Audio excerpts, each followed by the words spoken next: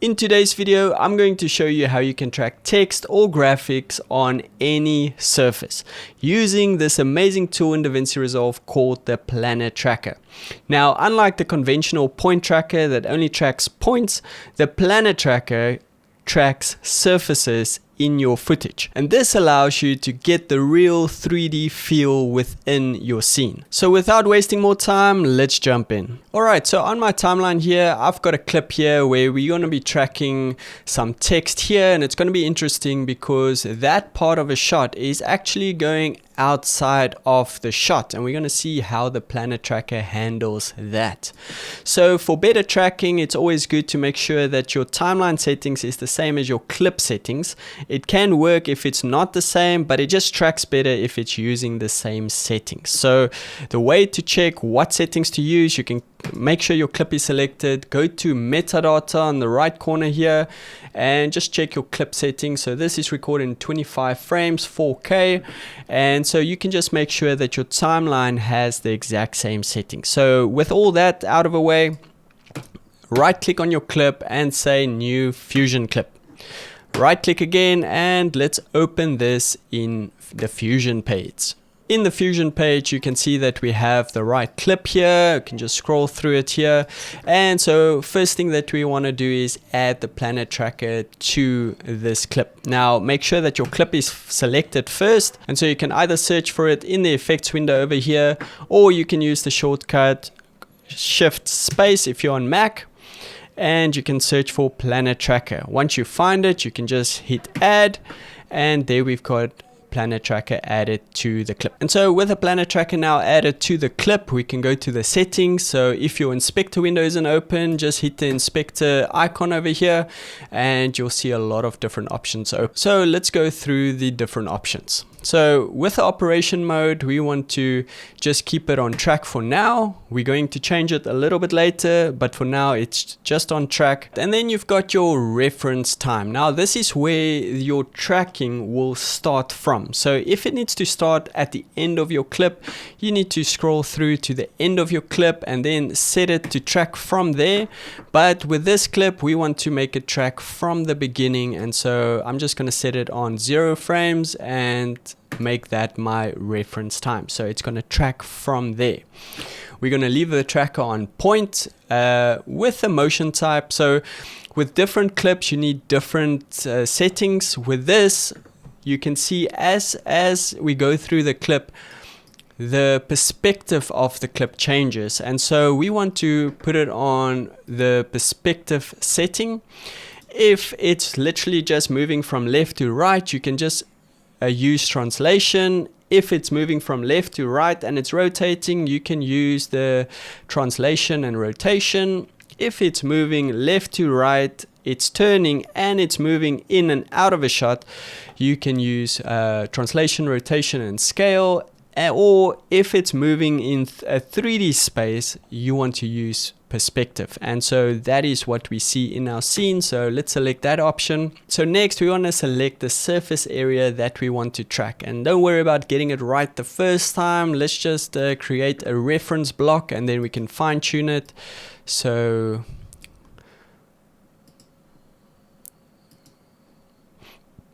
after you've selected a rough surface area, now we can line it up with the lines there and just make sure that the 3D perspective lines up in the shot. So once you've selected the surface area, now we can start to track. So since we are in the beginning of our clip, we can just track forward. If you start your tracking in the middle of a clip, then you can track forward, go back to your reference clip and track backwards.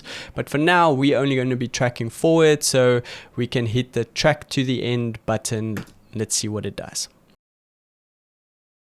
And by the way, if you are new to this channel, welcome. My name is Duan. It's do unto others what you want, do unto yourself. And on this channel, we talk all about Davini Resolve. So now with the tracking done, let's play through our clip and see how the tracking performed. As I'm playing through, you can see that it tracked really well, and even when it goes off camera, it still tracks 100%, which is fantastic. That's exactly what we want.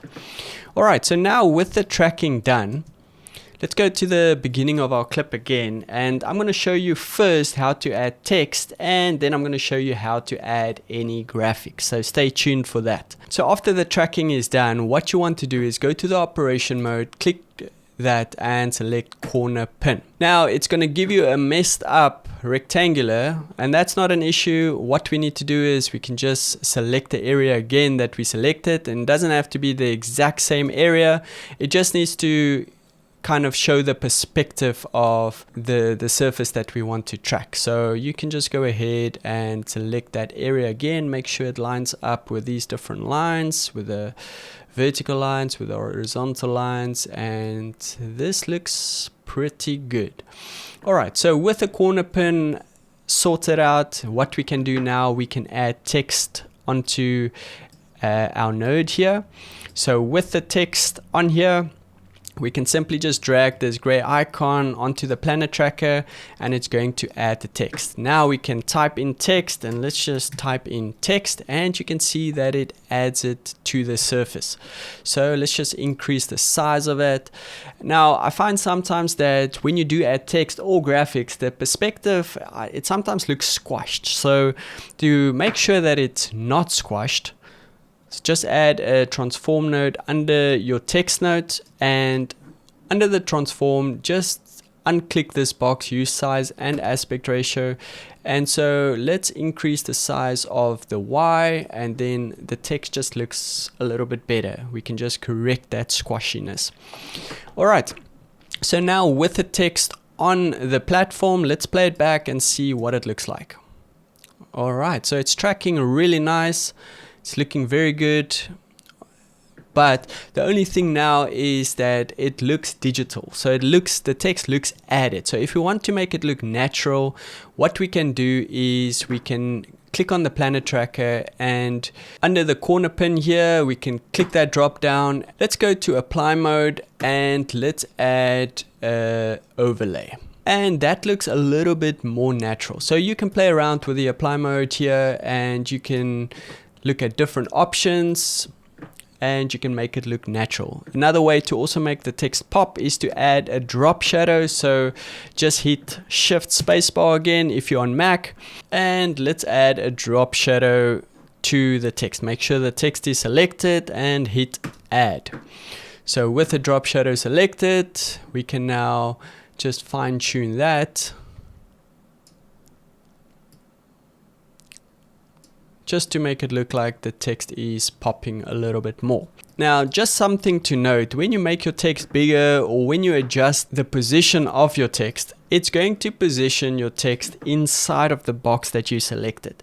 Now, if you make your text bigger than that box, it's going to cut it off. So make sure to just stay within the box that you created to track on the surface. So now that we know how to track text on a surface, let's go over and I'll show you how you can add a graphic to that surface instead of a text. So let's go ahead and delete the text over here. I'm going to delete the transform as well. So now you can go to your media pool, and in my media pool, I've got a Davini Resolve logo here, and we want to add this logo to that surface. Now, since the surface has already been tracked, all we need to do is add this media in, which is that graphic. We need to add that to the Planar Tracker. So you can select that gray box again and drag it to this green arrow over here. Once you do that, you can see that it automatically adds it to the surface. But this graphic, once again, looks a little bit distorted on this building. And so we just want to increase the height of this graphic. So select the graphic, let's go to Shift Spacebar, and let's look for Transform. You can either select it here, or you can select it on the quick menu over here, and let's add that. So with the transform selected, unclick use size and aspect ratio, and let's increase the Y size. So with the Y size selected, we can just increase it a little bit, just so it looks a little bit more natural. All right, and then what we can do is go back to the Planar Tracker, and let's apply apply mode, and let's just select overlay for now, just so it looks a little bit more natural, and it even creates texture from the background, which is perfect. So let's play that back and see what that looks like. And That is perfect. So I hope that this video helped you to use the Planar Tracker. If you've got any questions, let me know in the comments and I will reply to each comment. Be sure to check out some more tutorials on my page. I'll see you in the next video. Cheers.